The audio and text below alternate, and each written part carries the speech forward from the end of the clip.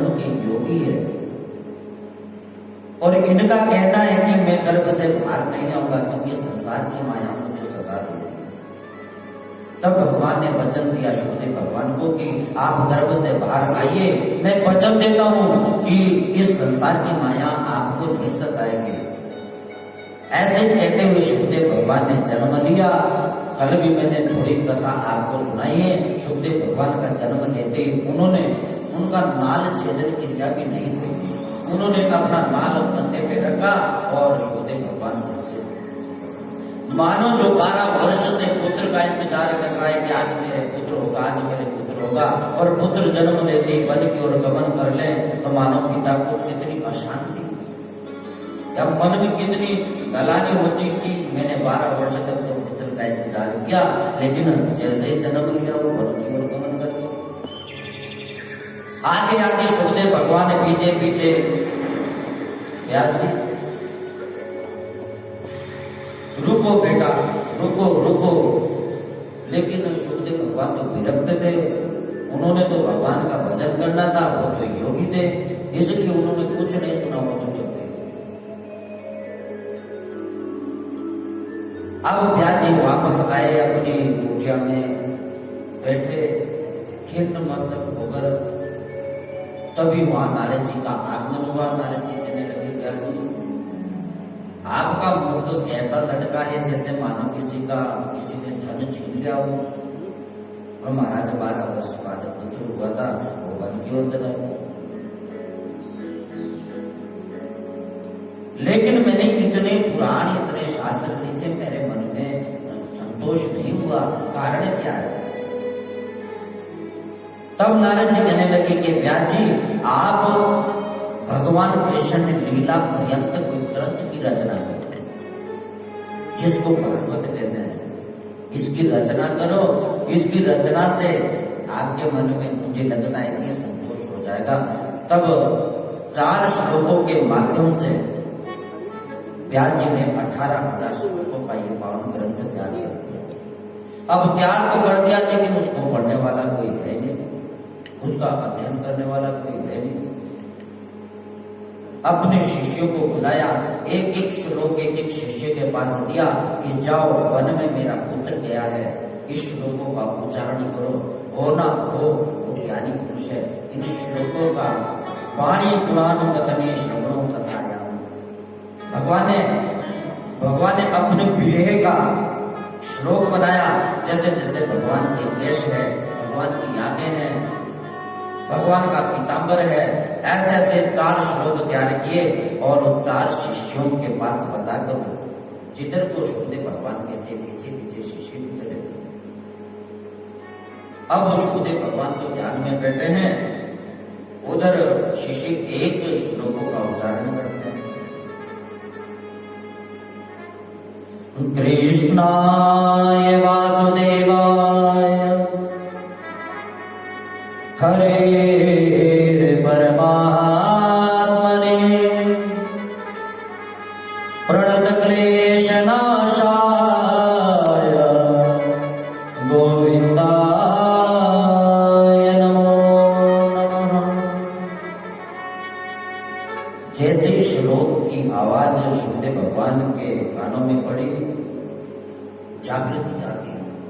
भगवान इतना सुंदर मेरे गोविंद का दृश्य, आंखें खोल ली, इधर उधर देखा तो कुछ दिखाई नहीं दिया। जैसे दूसरा श्लोक सुना, तब तो शुकदेव भगवान अपने आसन को छोड़कर उठ के उन जो छोटे छोटे बटुक थे उनके पीछे चले गए कि बताओ आपको ये कितने सुंदर श्लोक किसने बताया। तब वो जो व्यास जी के शिष्य थे वो कहने लगे कि महाराज जी, आपके पिता ने ये 4 श्लोक नहीं 18,000 श्लोकों का एक ग्रंथ बनाया है। तब तो शुकदेव भगवान गदगद हो गए कि इस ग्रंथ का तो रस स्वादन लेना चाहिए। अब शुकदेव भगवान ने तब छोड़ दिया, वापस आ गए व्यास जी के पास, दंडवत प्रणाम किया चरणों में पिता के। अब व्यास जी ने शुकदेव भगवान को पूरा अध्ययन करवाया भागवत का।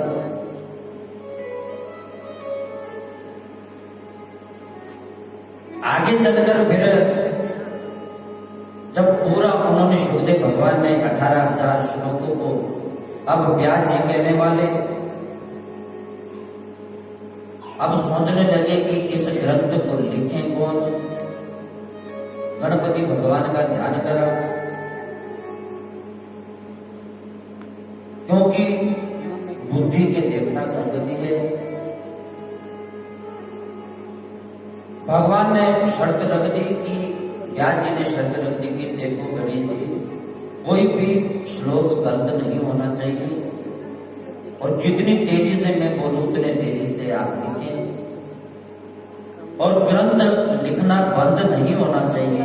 जहां बंद हो जाएगा वहीं पूर्ण हो जाएगा।